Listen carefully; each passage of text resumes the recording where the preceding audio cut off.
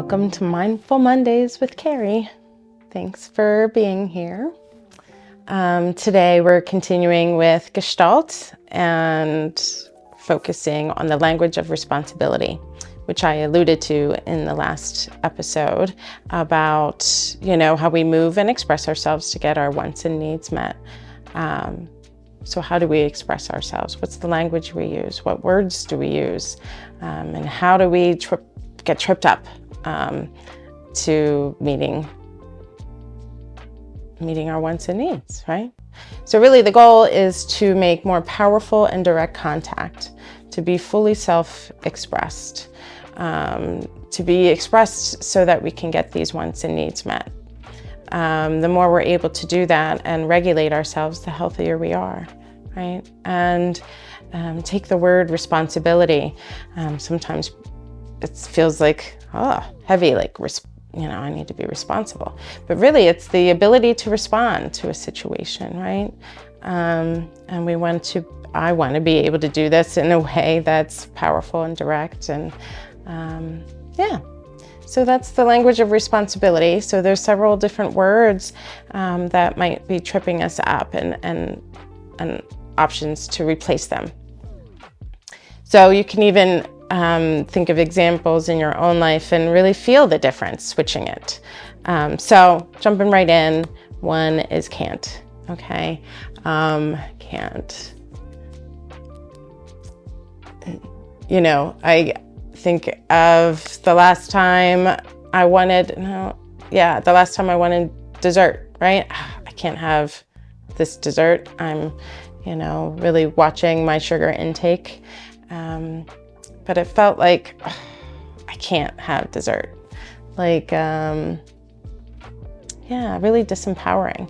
And then I realized, wait, I'm choosing not to have dessert, I'm gonna treat myself in a different way later. So being able to say, I won't have dessert, or I'm choosing not to right now, today, feels a lot more empowering. It's, claiming that choice for yourself and what's important to you based on what your needs and wants are at that time, okay? So think about that yourself. Think about, a can't that's come up recently and switch that to a want. A won't, or I choose not to, and see how that feels when you say that. Another one is but. But I love you, but, right? Nobody likes to hear that. Or you're doing a great job, but, and everything before that is negated.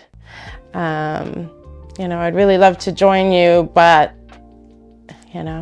switching that to and, you're doing a great job, and, or that's a great idea. I'd love to do that with you, and that date doesn't work for me.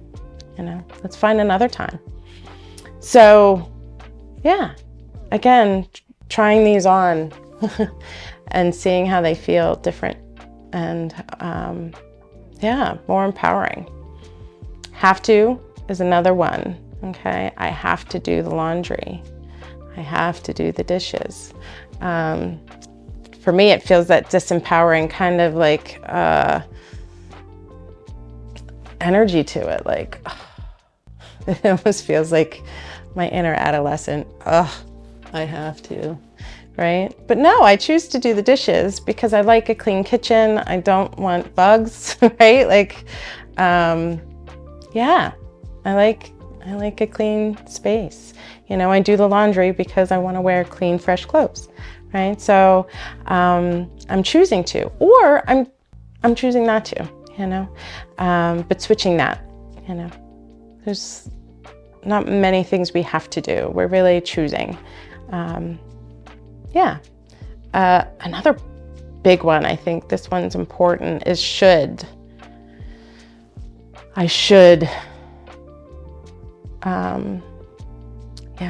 Shoulds are really like a shame. It can be shaming or judgmental. And again, it seems like a removal of choice, like, well, I should do this, right? Rather wanting I want to do this, or I don't want to do this. And looking at where the shoulds come up might be really informative.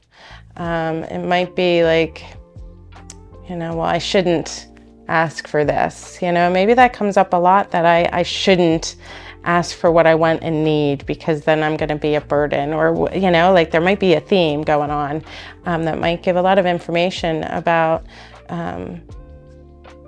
just opportunities, right? That may have been a creative adaptation that you got really good at, and now looking at where that might serve you and where you might want to shift it, and how that might lead to different experiences of making contact with what is true for you. So, teachable takeaway this week is to pick one of these words and really bring intention to it. And you might catch it after you say it. I know I still catch myself, and sometimes I'll repeat the sentence using the different word and seeing how that feels. And perhaps if you'd even like to take it a step further, take that journal back out and kind of share and with yourself about what it was like for you to switch this one word, after a day or a couple of days of really trying that on. You can even do it with somebody, because sometimes you might find it's easier to notice when other people are using some of these words. So you might even be able to have fun with it with a friend. All right. Well, thank you again. And I hope you have a mindful Monday.